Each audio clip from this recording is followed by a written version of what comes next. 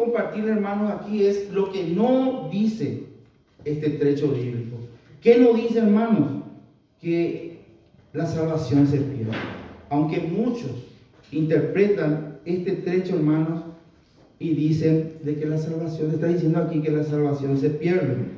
Y vamos a considerar por qué, hermanos, no dice esto, este trecho. No se refiere entonces a que la salvación se pierde, porque esto nos dejaría totalmente sin esperanza. A tu hermano, no por a mí, por a venir de a tu nunca no pecado. Nunca no pecado. Tu estamos ese ya fue la yarna. Tu estamos ya pecaina a va a pecaina. Porque se ya hermanos, si la salvación se perdiera, hermanos, toda esperanza se pierde. Porque ¿quién es el que no peca? Señor, yo la pecaya ya posiblemente ese problema también allá. Porque estoy mintiendo. Esto, hermanos, por eso digo que si este trecho enseña, o con este trecho el autor a los hebreos está queriendo decir que la salvación se pierde,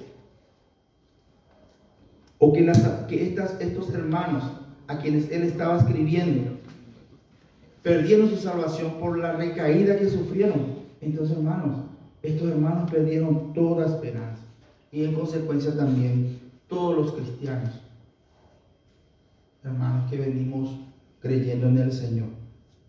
Otra cosa que no dice, hermano, este pasaje es que es imposible que sean restaurados, porque si no, hermanos, se estaría contradiciendo la Biblia mismo.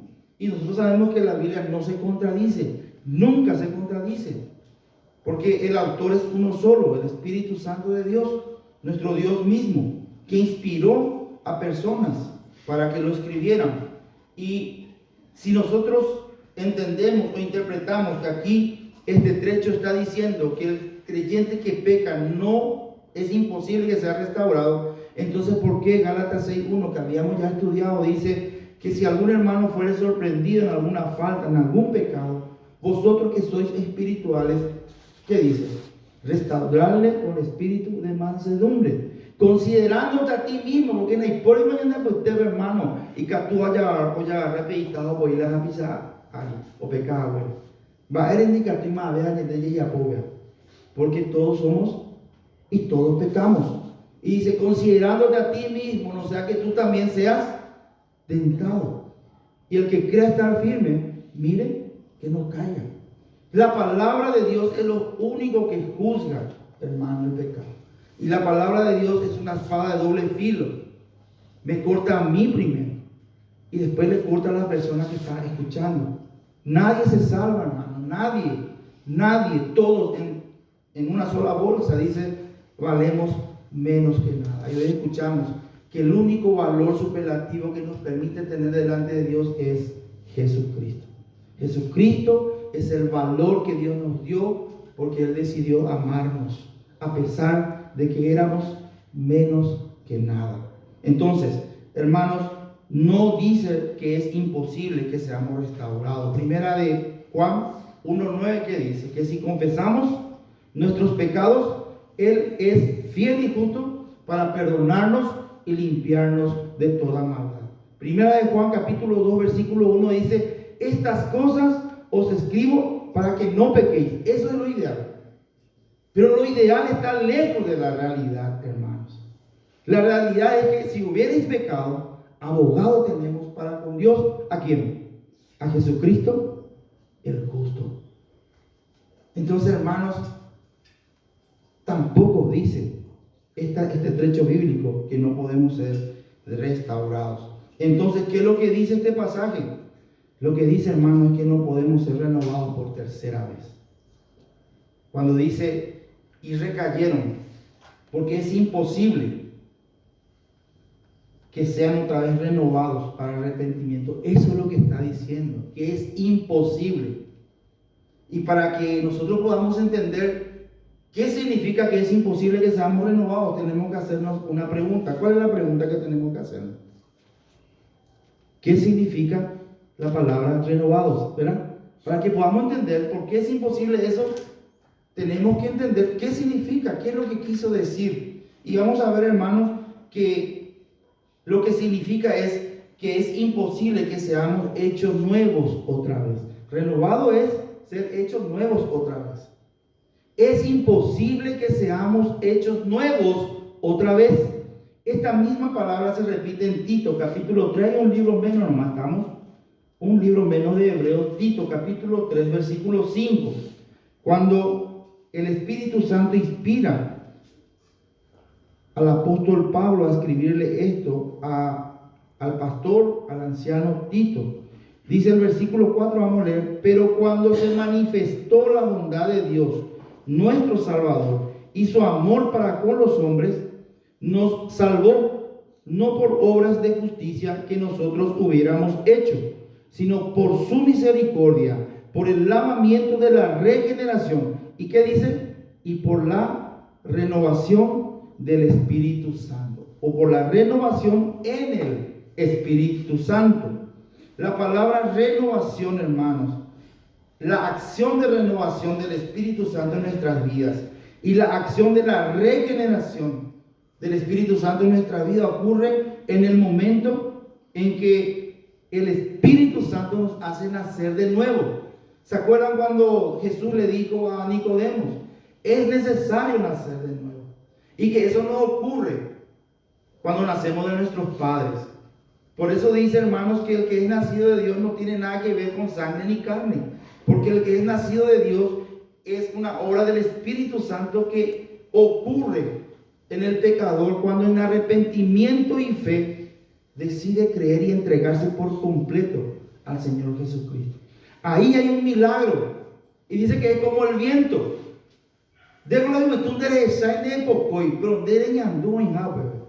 Muchas personas, hermanos, no saben cómo ni cuándo, pero ven que vos sos diferente. Algo pasó en nuestras vidas, y la obra del Espíritu Santo, la regeneración y la renovación que ocurre, hermanos, cuando el Espíritu Santo hace nacer de nuevo a un pecador perdido eternamente, miserable, muerto en sus delitos y pecados. Y miren, dice que le da vida, le perdona sus pecados, le limpia, le deja limpio ante Dios en Cristo Jesús. Cristo Jesús, hermanos, es nuestra santidad, nuestra justicia. Él es el perdón, la remisión de todos nuestros pecados. Y eso, hermanos, es lo que ocurre una sola vez y para siempre. Es imposible que el cristiano genuino que peca, aunque ya no puede pecar, el cristiano, hermanos, puede no pecar. Tiene el Espíritu Santo, tiene ese antolín nuevo en el cual no peca. El que anda en nueva vida no peca. Pero también tiene el viejo hombre, la vieja naturaleza que constantemente está tendiéndole hacia el pecado. Y en ese sí pecamos. Por eso es que el Señor nos manda despojarnos del viejo hombre, que está viciado conforme a los deseos engañosos. Y es nuestra decisión. Gálatas dice: andad en el Espíritu y no satisfagáis los deseos de nuestra carne. El creyente, hermanos, el cristiano genuino puede no pecar, pero también puede pecar. El ser humano que no le tiene a Cristo no puede hacer otra cosa que pecar, porque es esclavo del pecado. Están muertos sus delitos y pecados. Por eso, hermanos, es que muchas personas quieren cambiar, saben que están mal, que están andando mal y que su vida se está yendo hacia la perdición. Se dan cuenta, hay momentos en que se da cuenta, quiere cambiar, pero no puede cambiar, porque está esclavizado. Lo único que sabe hacer es, ¿qué cosa? Pecar. Necesita la fe en alguien superior, superlativo y suficiente, que es Jesucristo. Y cuando se entrega a Jesucristo por la fe, hermanos, no solamente recibe el perdón y la salvación, recibe la liberación de esa esclavitud. Y eso, hermanos, se ve después. Eso se hace patente, se manifiesta en la conducta de esa persona. Por eso que es como el viento. Por eso, hermanos, que no vale que yo diga que soy cristiano, vengo a la iglesia, me bauticé, predico el evangelio a muchas personas, se salvan las personas por el evangelio que predico, pero yo, hermano, sigo como esclavo del pecado. Tengo una doble vida, soy hipócrita. A la gente le voy a engañar, pero a Dios no. Porque lo que el hombre sembrare, eso también será. Este es un tema, hermano, que ojalá Dios quiera podamos desarrollarlo la próxima. Es un tema demasiado profundo. Porque Jesucristo dice a muchas personas que están en la iglesia, que se bautizaron, que predicaron, que hicieron milagros: no os conozco, apartados de mí, hacedores de maldad. Qué triste para mí, hermano. Y eso puede decirle a un pastor. Un pastor puede estar entre esa gente el día de mañana, hermano. Qué triste. ¿Y cuántas personas con ese pastor? Título de pastor. Porque yo puedo, hermanos, presentarme delante de ustedes así como me presento. Pero Dios sabe lo que realmente está pasando en mi corazón. Si Él es mi Salvador, si Él es mi Rey. Y otra cosa que va a saber muy bien es mi esposa también. Porque ella sabe cómo soy realmente.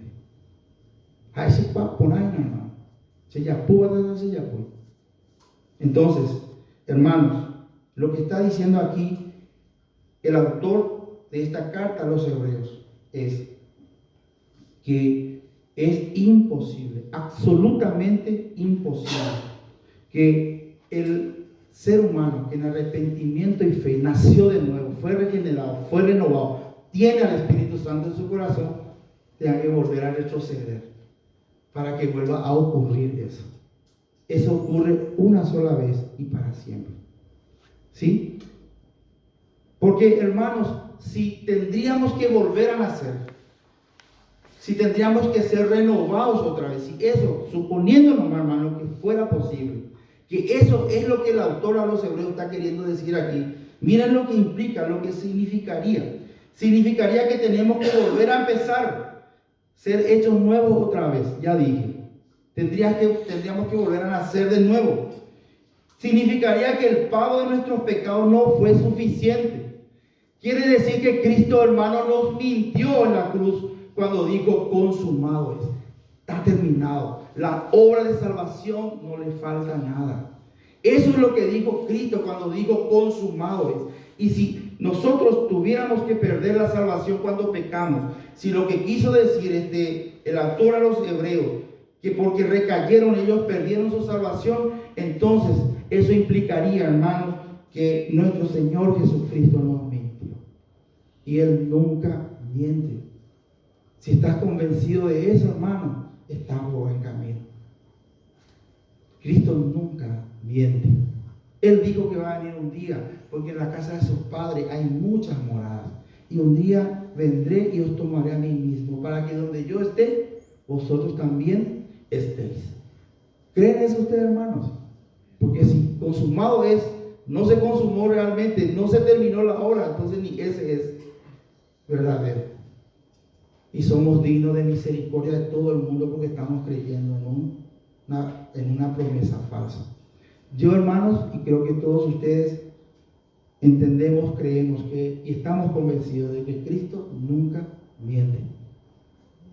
Si la salvación se perdiera, entonces significaría que Cristo tendría que volver y morir de nuevo para que todo otra vez se renueve. ¿Me entienden lo que está significando, hermano? Que yo diga que aquí el autor a los hebreos dijo o enseña a estas personas que la salvación se pierde. Eso es lo que dice que es absolutamente imposible. La primera razón para que él le diga a los hermanos que estaban sufriendo persecuciones y que estaban recayendo, la primera razón para decirle vamos adelante hacia la madurez espiritual es que es imposible que esto empiece de nuevo, que porque caí, que porque pequé yo tenga que esperar que Dios empiece otra vez de nuevo el proceso. Es imposible, absolutamente imposible. Vamos a leer un poco Hebreos capítulo 10, versículo 10 al 14. Miren lo que dice ahí la palabra de Dios. Versículos 10 al 14. Dice: En esa voluntad, ¿en cuál voluntad? El versículo 9 dice, he aquí que vengo, oh Dios, para hacer tu voluntad. Está diciendo Jesucristo. Y dice, en esa voluntad somos santificados mediante la ofrenda del cuerpo de Jesucristo, hecha una vez y para siempre. Y ciertamente todo sacerdote está día tras día ministrando y ofreciendo muchas veces los mismos sacrificios que nunca pueden quitar los pecados. Que lo único que hacía, según aprendimos el domingo pasado, es de alguna manera hacer comprender a los judíos, a los israelitas, la gravedad del pecado, que era muerte, olor a muerte. Pero Cristo, versículo 12, habiendo ofrecido una vez para siempre un solo sacrificio por los pecados, se ha sentado a la diestra de Dios, que significa, hermano, que se terminó la obra. Por eso se sentó. Cuando vos terminás tu trabajo, normalmente te sentás a descansar, ¿verdad, hermano? Esto significa que Cristo terminó, consumado es literalmente, hermano, la obra salvadora de Dios por amor a sus criaturas fue acabado con Cristo Jesús. Cristo Jesús acabó. Se ha sentado a la diestra de Dios, de ahí en adelante esperando hasta que sus enemigos sean puestos por estrados de sus pies. Y el versículo 14, porque con una sola ofrenda hizo perfectos para siempre a los santificados. Por eso es imposible, hermano, que el cristiano genuino, que recae, que peca, tenga que volver a ser renovado. Porque eso ya no va a ocurrir en el cristiano genuino. ¿Por qué hago mucho énfasis en el cristiano genuino? Porque hay cristianos falsos. El peor de los estados para mí es la persona que cree que es salvo y un día tenga que escuchar de su Señor, no te conozco. Qué triste, hermanos, porque la eternidad lo va a pasar separado de su fuente de vida, de su Dios. Bueno, entonces aquí podemos nosotros terminar diciendo que la salvación se tiene, y eso se ve, se hace patente, se ve, se manifiesta en la conducta de las personas. ¿Sí? Dice Santiago, muéstrame tu fe sin tus obras, y yo te mostraré por mis obras mi fe. No que la obra salva, pero la salvación, hermanos, se hace patente por las obras. Como el viento, uno sabe cómo, cuándo, pero esa persona es diferente y vos estás siendo testigo de eso. La salvación se tiene o la salvación no se tiene. Pero nunca, hermanos, la salvación se pierde. Eso es lo que quiero dejar claro. Que la salvación no se pierde. Nunca se pierde. Esto es imposible. La salvación se tiene o no se tiene. Y la persona que no tiene la salvación, aunque diga que es cristiano, aunque venga a la iglesia, aunque se haya bautizado, hermanos, por su conducta se le ve. Por algo el Señor Jesucristo dijo que a los falsos, que a los falsos se le ve como aquel árbol malo que da frutos malos. Porque un árbol bueno da frutos buenos. Y dice, remata al Señor, por sus frutos. ¿Cómo se conoce, hermano, al cristiano genuino y al cristiano falso? Por sus frutos, por su conducta, por el estilo de vida que lleva. No que no peca, porque estamos viendo que el cristiano puede pecar todavía y peca. Y este es un tema, hermano, que si Dios permite y es su voluntad, vamos a desarrollar más profundamente. ¿Sí? Queda conforme a la voluntad de Dios esto, porque es importante que nos examinemos. Pablo le dice a los corintios, examinaos a vosotros mismos si estáis en la fe verdadera. Pues indica, tú, hermano, la de creyente, ahora y coye una cara de carretilla. O convenían de ella, realmente no convenían, era rechazar, para y coye de utajarse. El cristiano genuino ya no vive para sí, sino vive para aquel, o procura vivir para aquel que murió y resucitó por él. Eso dice la Biblia. Vamos a dar algunas conclusiones. La salvación del cristiano genuino entonces está asegurada. ¿Sí o no? Sí. Amén. La salvación del cristiano genuino está asegurada. ¿Sí o no? Sí. ¿Por qué? Por Pablo dice, un ejemplo, Pablo dice, Dice, no me avergüenzo del Evangelio. Aunque él estaba en la cárcel de Roma al escribir esta carta.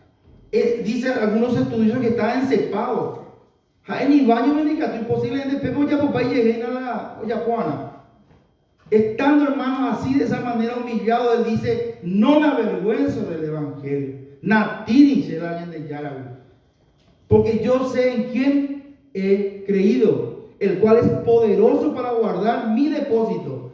Esa salvación que me prometió, esa vida abundante que me prometió, esa bienaventuranza eterna que voy a tener en su presencia. Dice que en el Señor Jesucristo él estaba seguro, porque yo sé en quién he creído, el cual es poderoso para guardar mi depósito para aquel día. ¿Tenemos o no tenemos esa seguridad, hermanos?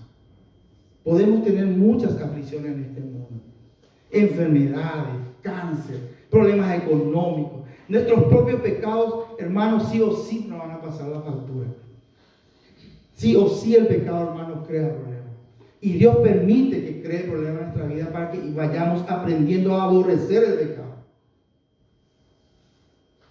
Dios nos disciplina, hermanos, para que seamos partícipes de su santidad. Porque su santidad trae bendición, trae, hermanos, gozo, trae, hermanos, trae, lo que quiero decir, satisfacciones a nuestra vida, que no nos va a dar el dinero, la fama, las personas, nada, ni los placeres. La única fuente de verdadero gozo, hermanos, satisfacción es Cristo. Entonces, cuando yo peco, hermanos, contra Él, Él permite que yo tenga muchos problemas, para que vaya aprendiendo a aborrecer el pecado y a valorar más la santidad, la voluntad de Dios.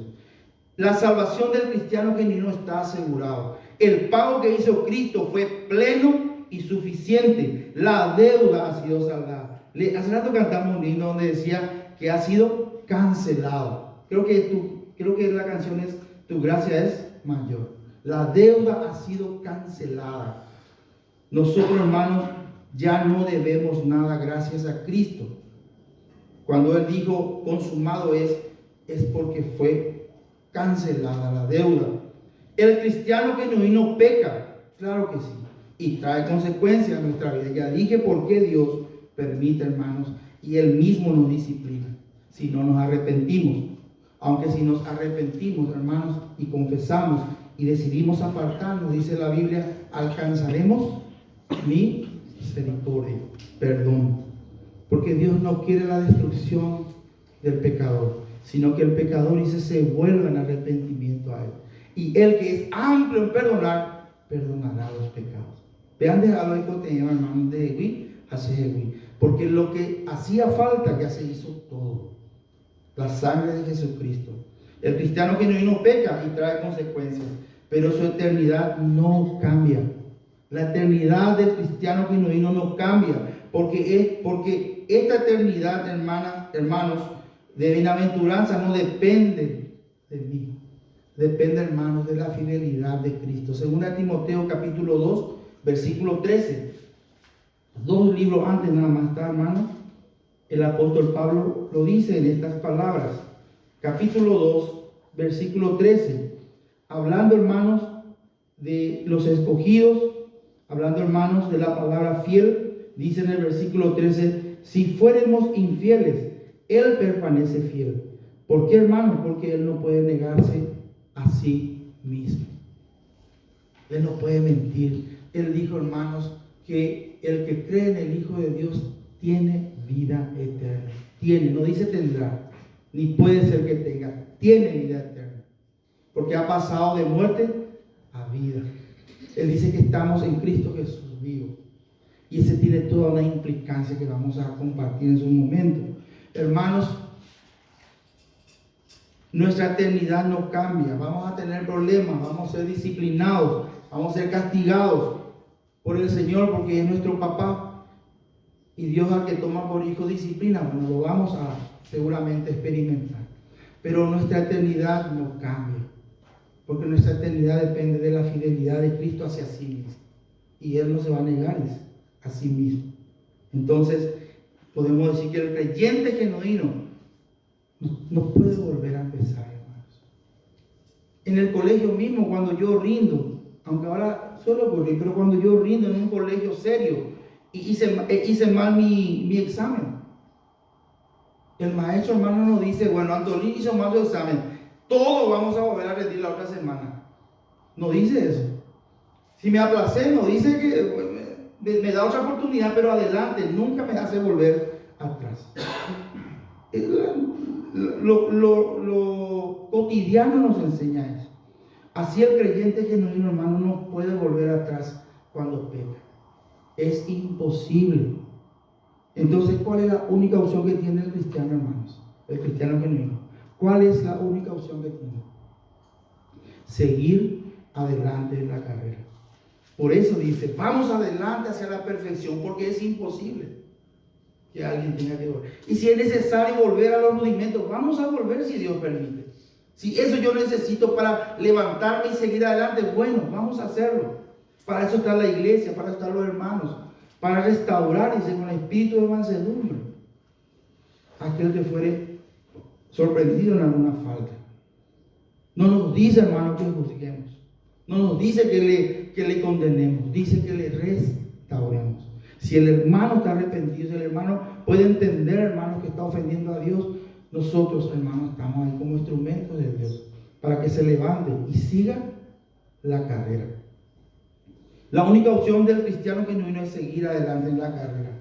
Hermanos, la aplicación de esta primera razón que estamos nosotros viendo, que argumenta el autor a los hebreos para decir sigamos adelante, es, hermano, en primer lugar, despojémonos de las dudas que muchas veces tenemos. Despojémonos, y digo despojémonos porque es natural que uno dude muchas veces ante una situación difícil. Tal vez no estás pasando hoy día por situaciones difíciles, pero cuando pases, una de las cosas que quiere subir en nuestro corazón, o viene el enemigo, te tira un dardo y dice, ¿será que vos sos hijo de Dios? Lleve.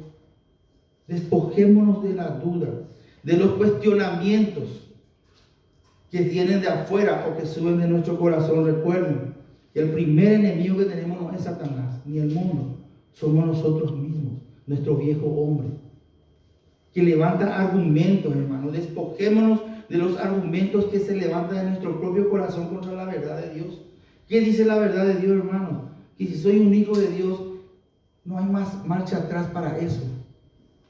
Lo único que me resta es, hermanos, arrepentirme, confesar, apartarme, levantarme y seguir adelante. No hay otra opción. Romanos capítulo 8, versículo 31 al 39, hermano, dice finalmente que nada nos puede separar del amor de Dios que es en Cristo Jesús. Si Él no escatimonia a su propio Hijo, ¿cómo no nos va a dar juntamente con Él el perdón que necesito? La nueva oportunidad que necesito. Pero para eso yo tengo que entender que estoy ofendiendo a mi Dios. Y que es lo único que necesita un corazón contrito, humillado. Y que diga, Señor, ayúdame a dejar de ofenderte. Y si no escatimó a su propio Hijo, hermano, ¿cómo no te va a dar el poder en el Espíritu Santo, en su palabra, para que te levantes? Pero, hermano, ya decidí andar en el Espíritu y no satisfacer más los deseos de nuestra carne. De donde Hashem anda, tú ya decidí. Ay, hermano, se ve eso decidido, vea. Voy a buscar más ese cargo, vea. La santidad progresiva es mi responsabilidad. Yo tengo que tomar la decisión. Ahora, cuando yo tomo la decisión, Él está ahí para darme la fuerza que necesito, el poder que necesito. ¿Se entiende? Otra aplicación, hermanos, para nuestra vida, en consecuencia a que debemos de despojarnos de todas estas cosas, hermanos, que muchas veces vienen de afuera y muchas veces suben en nuestros corazones, que no nos quedemos caídos y quietos. Si hemos pecado, hermanos, no nos quedemos ahí. ¿Sí? Podemos ver Proverbios 24, 16, por favor, en NBI, hermano Benjamín. Proverbios capítulo 24, versículo 16. Miren lo que dice este proverbio. ¿Tenemos ya? ¿Alguien me puede leer, por favor? 24, 16. Porque 7 veces caerá el justo y vuelve a levantarse. A los impíos caerán en el mar. ¿Y cómo dice ahí? Si me puede leer, por favor, Cacho. ¿Cómo dice acá? Porque 7 veces podrá caer el justo, pero otras tantas se levantarán. Los malvados, en cambio, se hundirán en la desgracia. Gracias. En consecuencia, hermanos, no nos quedemos caídos, ni quietos, mucho menos. Porque el Señor, hermanos, es el que nos levanta. Dice que el justo correrá al Señor, y el Señor, ¿qué le va a hacer? Le va a levantar. Torre fuerte es el nombre de Jehová. El justo correrá a él y él será levantado.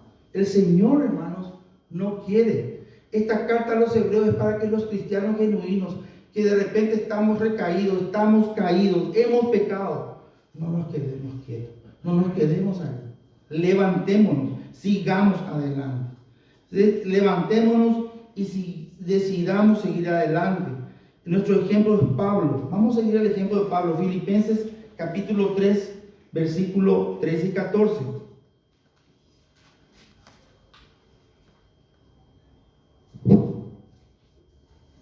Hermanos, dice Pablo, yo mismo no pretendo haberlo ya alcanzado, pero una cosa hago que todos tenemos que hacer, olvidando ciertamente lo que queda atrás, porque Dios, siendo omnisciente, dice esa canción, olvida mis pecados. Y sabemos que Dios no olvida, Él es omnisciente. Lo que dice es que Él no va a traer más a luz contra vos o contra mí aquello que yo ya he confesado y que he pedido perdón y que creo que la sangre de Jesús me perdona. Entonces, ¿qué es lo que tengo que hacer también yo? Dejar atrás eso, olvidarte ya de eso.